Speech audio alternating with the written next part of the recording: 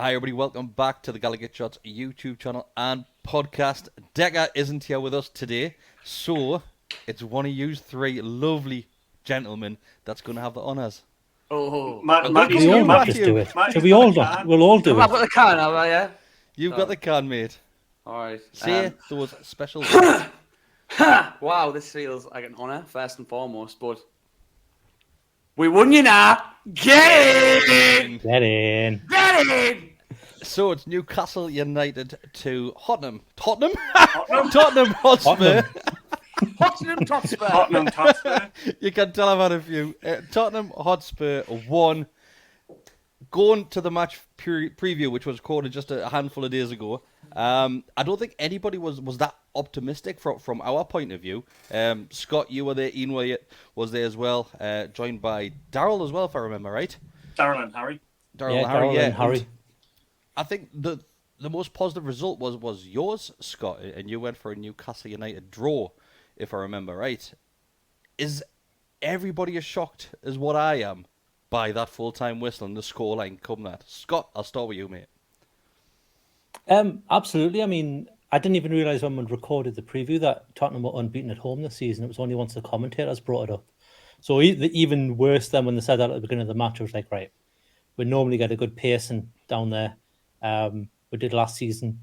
And I was not expecting it to go the way it went. Hence, I went for a 1-0 draw just because the other three in the preview were being negative. So I thought I'll put a bit of a positive spin on it. I didn't think we were going to win, but I went for the draw. Turns out we're all wrong. So there we go.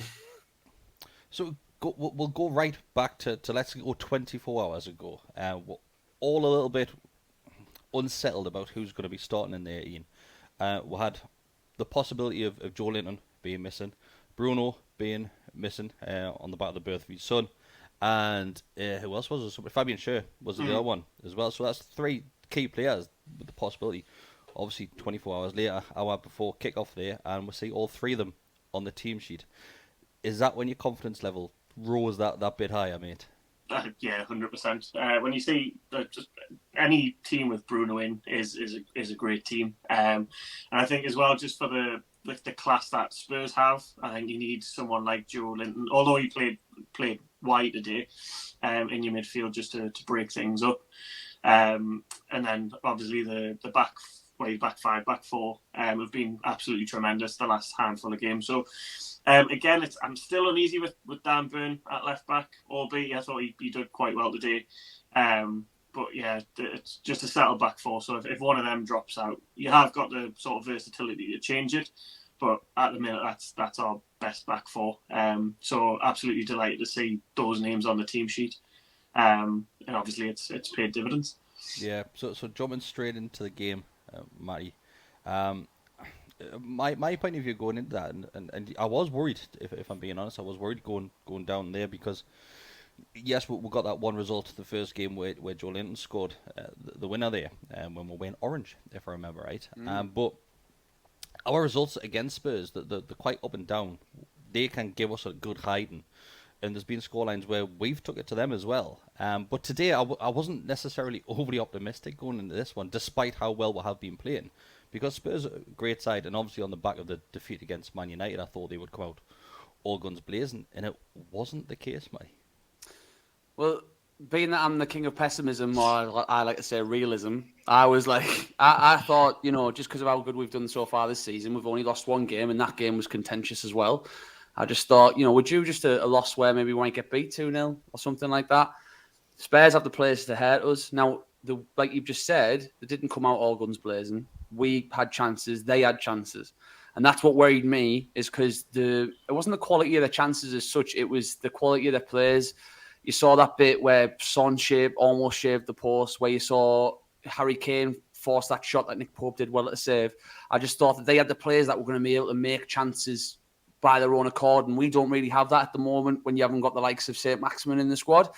But that being said, it was a 50-50-ish opening period, but then, as I'm sure we'll get onto, we had this purple patch and we slowly grew into the game, and we just looked very good. We looked solid at the back, like Ian's just said. I know Dan Burns not exactly your quote-unquote typical left-back, but he really brings a solidity to that left-hand side.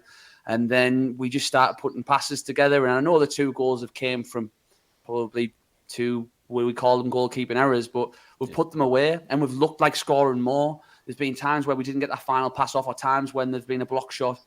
And just overall, the performance, I was saying to Scott before this, it wasn't your typical scrappy 1-0 away at White Hart Lane, Loic Remy scoring and Tim Krul making 15 saves. We thoroughly deserved that win today, and that's what I think we're all absolutely buzzing about. Yeah, exactly that. It's a team full of confidence, and Scott, I think today was the day where it clearly showcased that as well. Like we said a couple of times, and we were all quite wary of this fixture. Probably, could you arguably say the toughest one away from home yet? I know we played Liverpool at Anfield, but they haven't been the same team this year, what we used to seeing. So going into this one, and yes, we were all a little bit hesitant to predicting a positive scoreline, but we fully deserved that today. More than deserved it. Oh, 100%. You go back to before the game, and you see Spurs have made 5 changes, and you think, oh, hang on a minute, maybe there is something, maybe he's got out with this. You put Perisic on the bench, you don't do that lightheartedly, but, they do have a Champions League game midweek. So we discussed this in the preview, that maybe's had one eye on that, knowing that they've just been, served 2-0 by Man U as well. But in terms of Newcastle, you can see the confidence has flown through every single player. Even, when Jacob Murphy came on, I know that's jumping ahead a bit, but he was pressing as if it was the first 10 minutes of the game. And him doing that was causing Callum Wilson and Miggy to also press on them when it's like 75, 80 minutes gone. You're just thinking, just let them ease up a bit. They've had, they haven't been on the pitch a bit longer than you have, mate. But it was, there's not a player on that pitch where you think, oh, you had a bit of a bad game today. It's one of those ones where in a team of like 7s and 8s, the worst player is probably a 6. Do you know what I mean? Like in terms of ratings, if you were to do that sort of stuff. So I wouldn't even go nice that to far. See, long may it continue. Yeah. I'd even say like 7s and 8s might be a bit too harsh. Everyone's a 7 or 8. You wouldn't begrudge if someone brought like a journalist brought out their play ratings now and said they're all 7s and there's a few 8s there. We would be like, yeah fine, absolutely fine. Yeah. You could also argue that Spurs' goal kind of went against the run of play a bit as well. 100%. They weren't having the best of the game. Yeah. They hit us on counter attack, I believe. The opening goal comes from Callum Wilson. I'll come to you, Ian. Thoughts on that one? There was a big debate in the Sky studio whether or not it should have stood or should have been disallowed. Well, it wasn't much of a debate. It was basically Les Ferdinand back in Newcastle and Jamie Redknapp saying definitely a foul. Obviously, we know why that conversation is happening. What are your thoughts on it? So talk us through it as in real time, watching that on TV. For me, when you watch it I think when you slow it down and look at it from the reverse angle, I know you literally just asked us to recap it in real time, but I'm going to go back on it. Let's get on it. I think Wilson's on. It does come out, but at the same time, I think it's sort of he's going to collide, so he's trying to. I like how you're shown as well. Yeah, he's on. This is his arm, and it's coming out. But when you look at it in real time, they both come together. Lloris then plants his feet and then thinks, "Oh shit, I've dropped a bollock," and then throws himself back. And it doesn't. If it was like, I feel like if whatever contact Wilson's made, if it was going to cause that much of an issue, he would go down straight away. But they've collided together. Wilson's just decided to stay on his feet. Lloris has went down and just went against him. I can kind of see. I think it was. I think Decker posted what Redknapp had said. If Wilson goes down, we're screaming for a foul and a red card. I completely get that. I just think it is literally a case of 50-50, and Wilson's benefited because he stayed on his feet and he hasn't looked for the foul, whereas Lloris knew that he's made a bit of an error, went down and just went against him.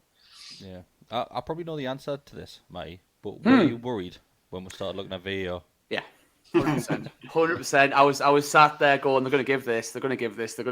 Laura had the pleasure of sitting next to me and watching the game unfold. And she was saying, Laura 100% was she said exactly what Iain said. So I was quite impressed. Like for a lass who doesn't sat there doing this. yeah. I think her exact words were, he's being hit and decided to go down the dick. I think that's her exact eloquent words. But yeah, like you say, it's not a foul. I can't sit here and say that if shoe was on the other foot, I wouldn't be going, oh well, maybe they won't give it. But when the goal went in, I celebrated, but still thought we need to see this again. Yeah. And then when you saw it, I just thought, like, if Wilson's fouled Lloris has fouled Wilson. Yeah. It was that 50-50 that it's either they both fouled each other, which isn't a thing, or it's not a foul, which it isn't. I understand why there'd be frustration, but I mean, Redknapp, why I went debate, because he didn't talk about the initial collision. He talked about, like Iain's just said, his left arm, as if it pulled him back. It didn't. His left arms came out like any of us sort of go in a position to brace a contact. Like this, and then he hasn't pulled him back after the contact. And like you say, the contact's felt, and Lloris is then jumped on the floor. And a point that my lovely fiance made was that, is that Laura as well, or is that somebody else? No, that's my current fiance. Yeah, my current fiance.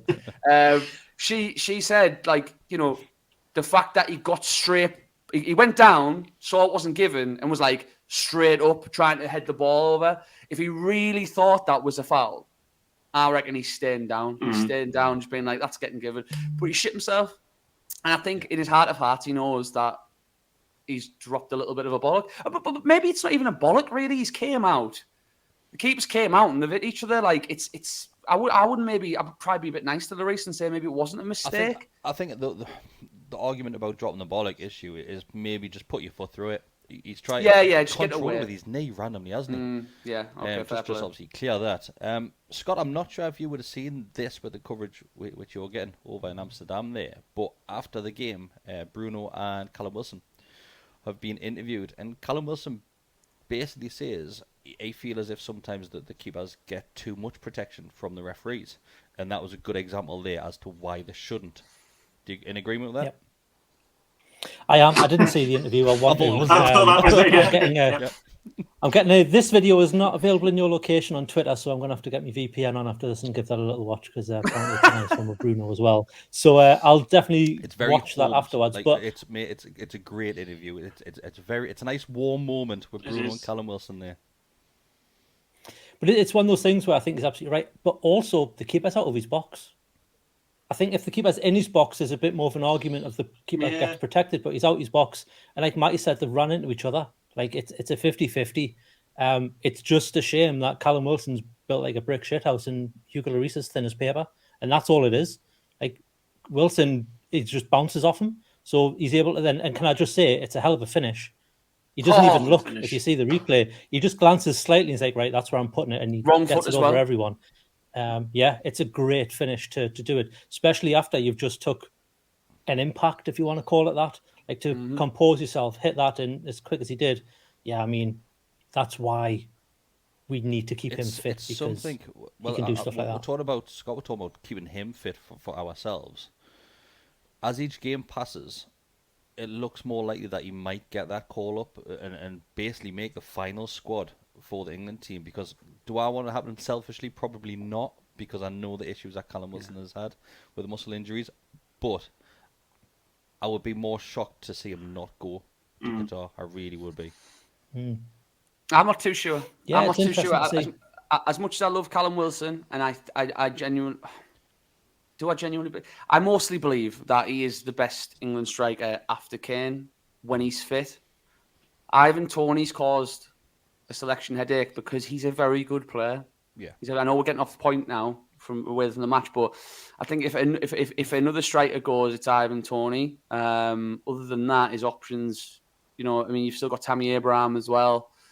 I don't think he's going to take. It doesn't matter what Wilson does between now and December. I don't think he goes, and I hope not. I'd rather him just be looked after by our lads and just, that's sorted out from a purely selfish standpoint. Just to talk about the goal, sorry to make another point.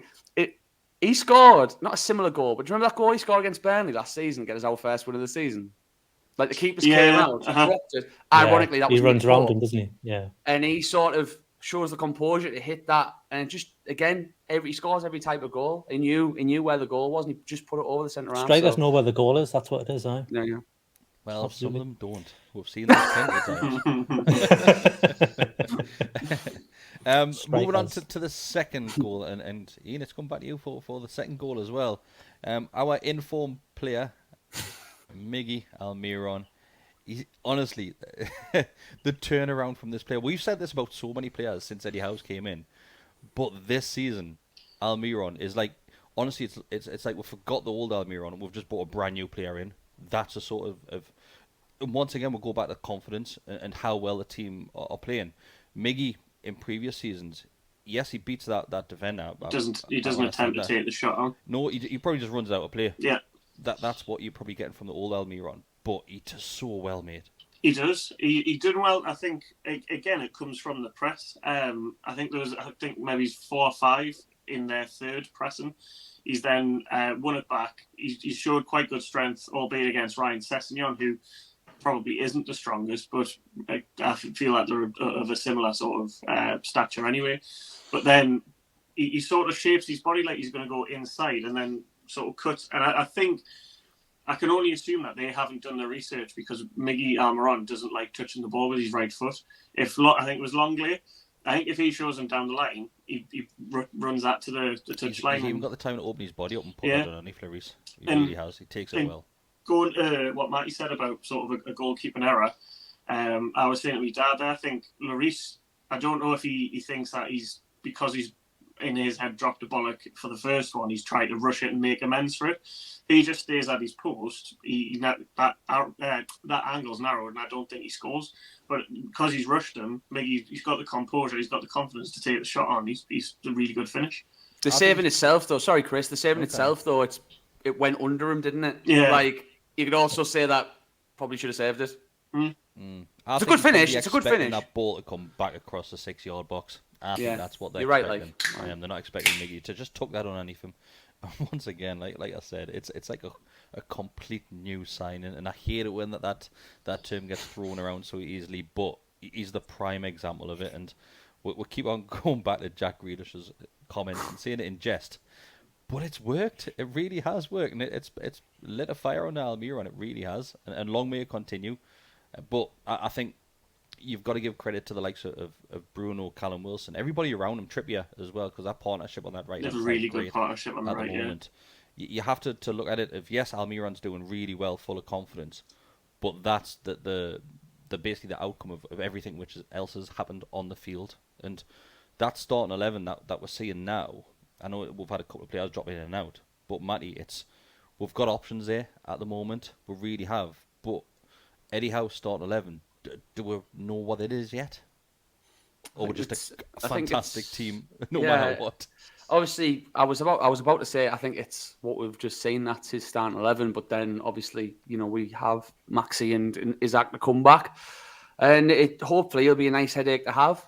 They both bring attacking qualities, but I mean, when they get fit again, I'll put this to you now. Before I go on, I want to say a little bit more about Almiron, but we get back from the World Cup, fingers crossed, everyone's fit, touch wood and all that stuff. But maybe even with Isaac and Maxi fit, maybe he starts that first game, depending on what goes on between now and the World Cup. But maybe he starts that first game back with that starting 11. Because hopefully they keep getting results, and he goes, I'm not going to throw Maxi in, I'm not going to throw Isaac in. As much as we've spent money on Isaac and Maxi is who he is, they might just think, I'm going to stick with these lads. And as much as you look at it on paper, we've got quality at the back, we're quality in centre midfield, and obviously Callum Wilson up front. But Miggy Almiron, just to circle back to him, I remember that first game he played against Huddersfield a couple of seasons ago, 3 seasons ago, whatever it was. And we thought, we got here quick. He brought a different dynamic to that front three of Rondon, Perez, and then he came in and he looked like he could. And then he got injured. He only played 10 games, appearances anyway, not 90 minutes. Then arrives Steve Bruce, and Steve Bruce puts him on the left, he puts him on the right, he puts him behind the striker, he puts him centre mid. He kills the lad confidence-wise. He still managed to score a few goals, but I had people telling me he's a shit player. He's not even a Premier League player. He's rubbish. Like I had my friends telling me, I had lads in the pub telling me, and I just thought, I don't think he's shit. I just think he's being managed badly. I'm not saying he's a world beater. I'm just saying he's good. He's quick. And I said in the group a few times, why doesn't he look quick anymore? He used to look so light and quick. And now he looks quick again. There's a couple of times where he just knocked the ball. And even with his goal, he got into the box dead quick. And I think it's obviously we can say about the Grealish thing lighting fire under him, but I think just the coaching and the confidence that's been instilled with him, the fact he scored tap-ins off his stomach against Man City. He scored first-time volleys against Fulham. He scored screamers from the edge of the box. Let's not forget about his goal against Palace last season.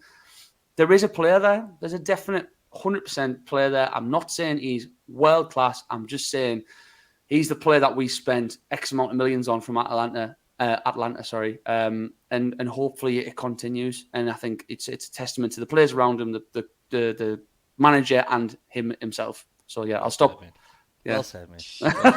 In full agreement with you. That was a rousing speech. Mickey, if you're watching. Tell you what, that should make Mickey play better, if it's possible. Let's flip it around a bit. And yes, Newcastle played very, very well today. The goal that was conceded, Scott, it was a very sloppy goal, really, conceded. I know Spurs have done very well from set plays and corners. I think the stats said they scored 7 this season so far from free kicks. It was a bit of a... Kane found himself at the back post, really, didn't he? Just with Kieran Trippier marking him, and Kieran Trippier just got swung round like a merry-go-round. He really was, just all the way around. Then he just jumps on Kane in the end and basically pushes Kane into the ball. But it was sloppy defending-wise. It was sloppy defending. It was also, I think, bad setup. I think you don't have Trippier marking Harry Kane. Trippier's not the tallest of fellows, as we all know, and Harry Kane has got a bit of height on him. So if the ball's coming in and there's a header to be won, you'd put money on Harry Kane winning that every single time if he's up against Kieran Trippier. And don't like saying that, but it is what it is when it comes to that side of it. I think like we alluded to earlier, it did go a little bit against the run of play. I think, Spurs obviously came out the trap second half, all guns blazing, but I think the weather kind of slowed them down a bit with that horrible rain that was in the first 15, 20 minutes. And then as that kind of settled, the pitch got a bit quicker. They were moving it around well, but it's a typical Harry Kane goal. It's one of them ones where only Harry Kane would be in that position and only Harry Kane would probably get his head on that and fight for that. So, I don't want to take anything away from his effort because he gets the goal in the end and that's what it is. But yeah, I think with Trippier marking him, I think he ends up straddling him almost at the end. He's riding him as like the never-ending story. It's crazy. Never-ending story. There's a throwback. I'm full of throwbacks, mate. So yeah, it's. It was Dallas last week, wasn't it? It was Dallas, and I got that wrong as well. So there we go. So yeah, I think once that happened, though, once that second goal, that first goal went in from Tottenham, you thought, here we go. We collapse now, and they get another 2 or 3, and that's it, and then the game's lost. But they didn't seem to pounce on it. They didn't seem to do anything. If anything, we reacted how you would expect a team to react from conceding a goal. We tightened up. We just got our heads into it, and we just stopped trying to. Well, we just played football. Like we just passed it around. We played okay. Obviously, we were against an arguably on paper better opposition, but we were just doing what we do best. And the back two of Botman and Cher just absolutely great partnership there, Foreman. Really, I cannot remember a better partnership for Newcastle than those two at the minute because it's been a while. Even when we were good, we had bad defenders. So it's nice to see. Yeah, it really is. Built from the back is what everybody says, and we have a solid centre-back partnership at the moment. Massive, and we probably did towards the end of last season as well, and Dan Burn was in there before Botman arrived. Yeah. And that's probably one of the reasons why Burn is still continuing to play on the left-hand side. Yes, he's doing a decent job there, to be honest, but because Botman and Fabian are doing so well, that he's not getting anywhere near that centre-back. It was his 100th Premier League appearance today, Fabian Cher. And we just need to give him his flowers now. I think. Like I know he's went through little when things were going bad, he's went through little spells. I think he's got a couple of 1 or 2 daft red cards to his name, but like I think I said in the group the other day about how many goals he scored. He scored 10 goals, which is quite impressive for a centre half, and not just tap-ins or headers. He scored screamers. He scored that goal where he took on 3 Cardiff players from the halfway line and scored. He's been the reason for a lot of brilliant moments, and I thought he was hope going to do it again as well today. Oh, that right-footed volley in the corner. Oh God, I thought that was in as well. But like, if I sorry to cut you off, if I remember rightly, that I'm sure that was just before they scored as well. Yeah, it would have been made. Because I think it came from the corner where I think we should have had a penalty personally for the handball. I think he's on. Pure borderline. It's not that far out, like Ian. It's not that far out. It's down. The fact he had the goal, fucking goal, to say it hit the side of my head, and then even the commentator said, "Does he not know that this is on VAR? There's cameras everywhere." Yeah. Look, I would say it was borderline. I got a little bit excited. I thought there might be a chance of a penalty, but it is that borderline. I think if he's a half a foot further away from Joe Linton, then you could maybe argue it's going to be a penalty, but it's that close proximity thing that I think's rescued him a little bit there. So, Ian, I'll stick with you, mate. Newcastle United fans are in dreamland right now, sitting 4th in the Premier League. Are we going to finish in a European spot? I don't see why not. I literally had to have my inhaler after the match because I genuinely didn't know what to do. I've never been at these dizzy heights since Pardew was the last time I was there. But I mean, there's no reason why not. I think, to be honest, looking at sort of the points, I guess it's all about your position, and obviously we've got a really good goal difference. There's not a lot of points separating sort of from us to, I think, maybe 8th or 9th. But I'm sure that someone posted this morning, basically Eddie Howe's points per game ratio. If you put what his current points per game ratio is over the course of a season, I think he came out like 64 points. I think the lowest position you finished in the last, I think it was 12 seasons, was 7th. So based on that, there's no reason why not. Me and my dad were discussing, the only thing is obviously there's still quite, if that is the case, and I think Clark was saying as well, snap your hand off to play in Europe again. I just hope if that does happen, it doesn't come too early.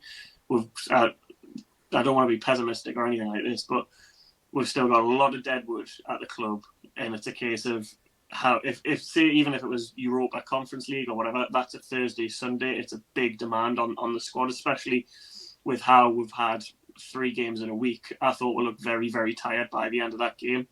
But being happy and positive, we're going to finish 5th. I think we'll get Europa League, because I don't want people to say, "Oh, he's dead pessimistic. Just beat Spurs."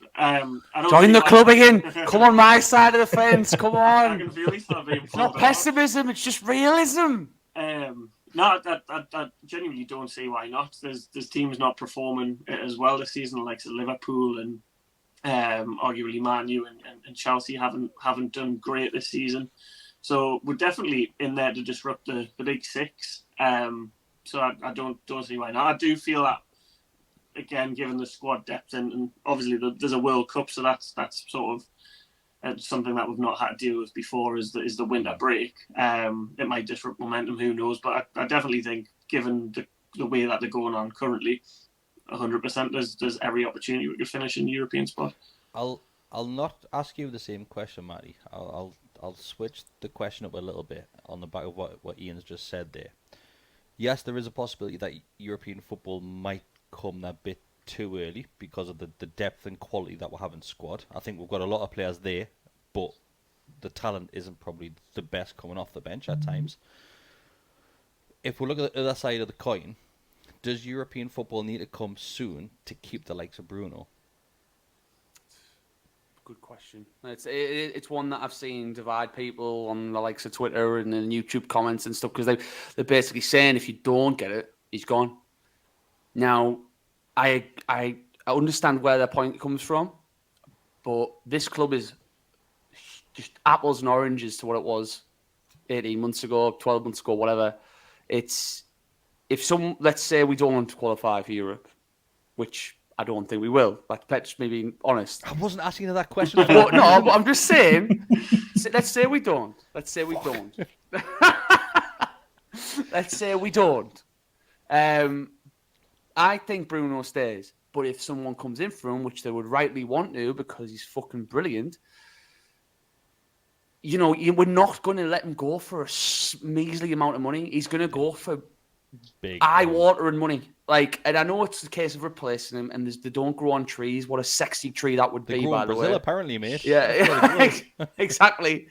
But, yeah, to answer your question, I think it helps. Of course, it helps. I know that's an obvious answer. Of course, it helps that if we have any sort of European football next season. Now, I would snatch your hand off for this new Europa Conference League thing. Yeah. I genuinely would.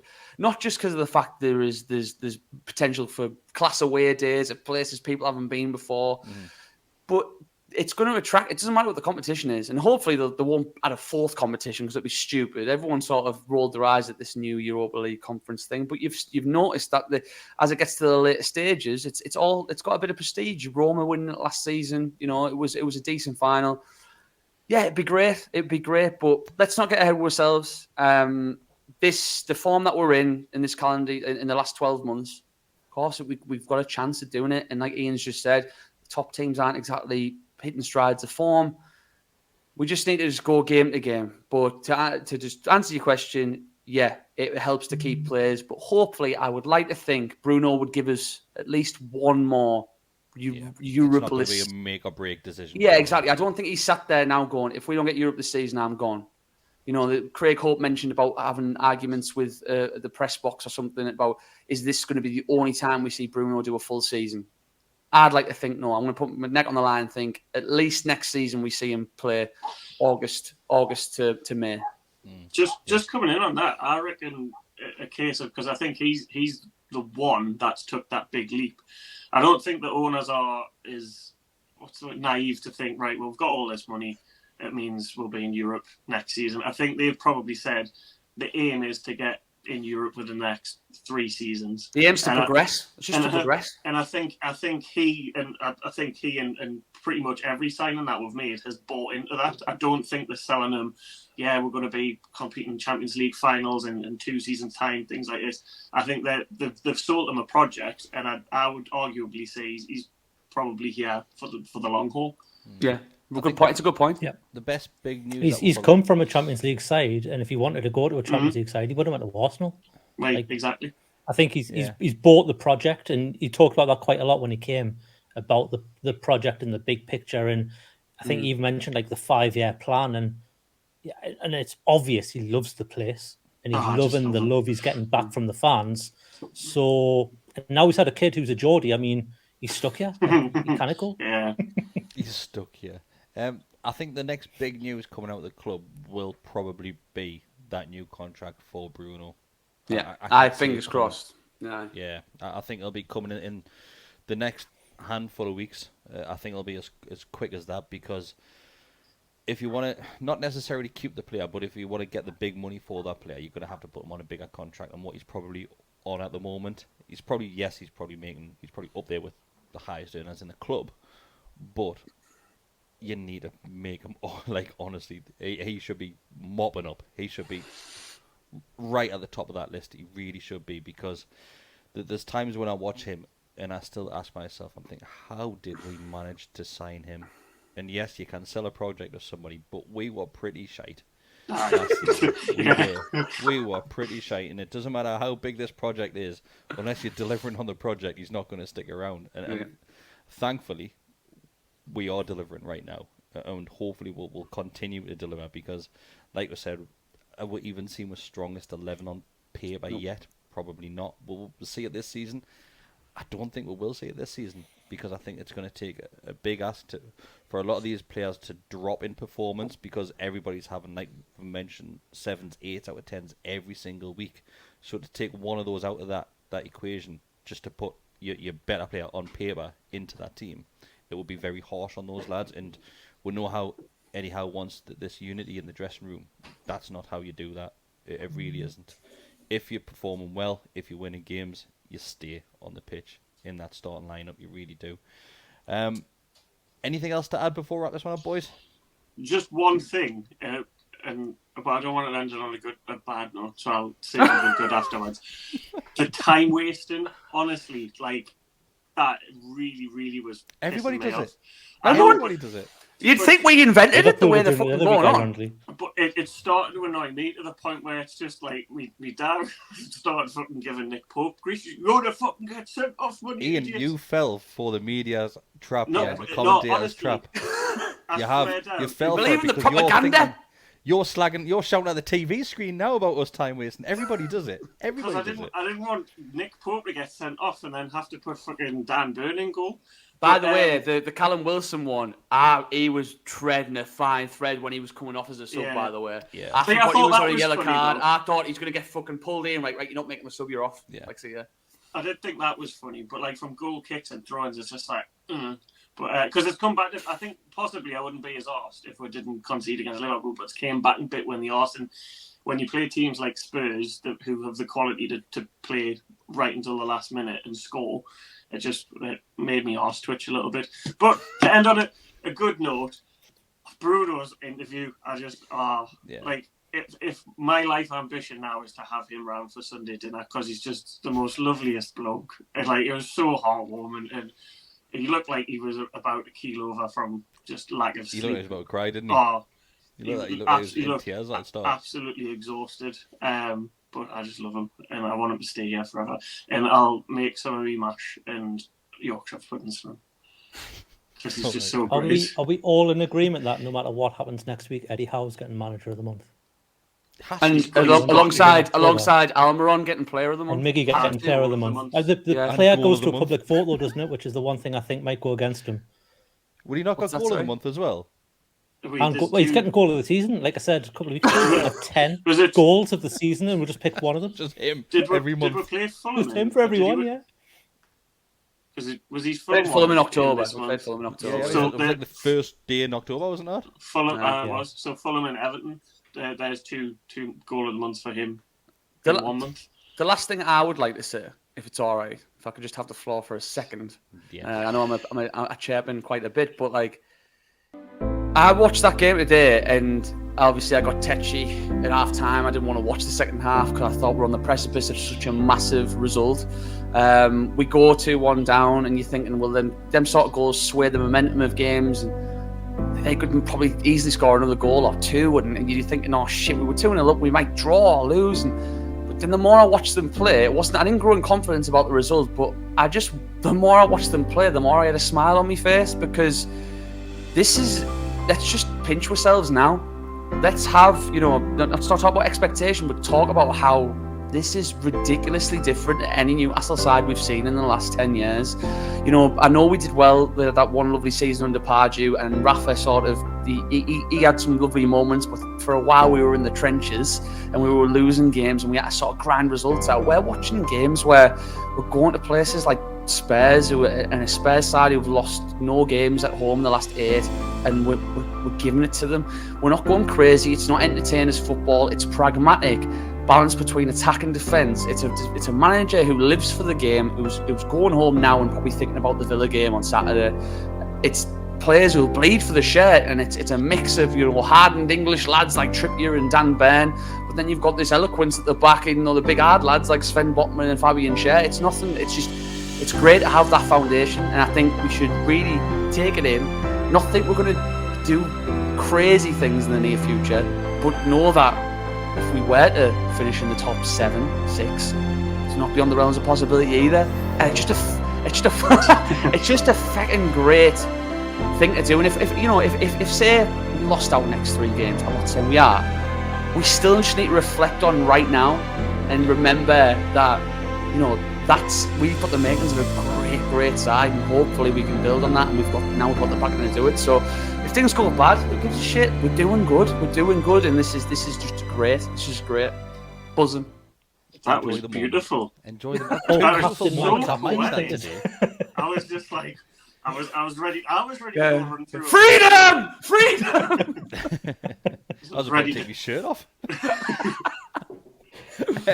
Wasn't Right, enough boys, for it's been an absolute pleasure. I love these match reactions. They go down really well with us, as well as everybody who is tuning in to watch as well. So thank you. If you have taken the time to watch us, enjoy this moment, like Matty has just said.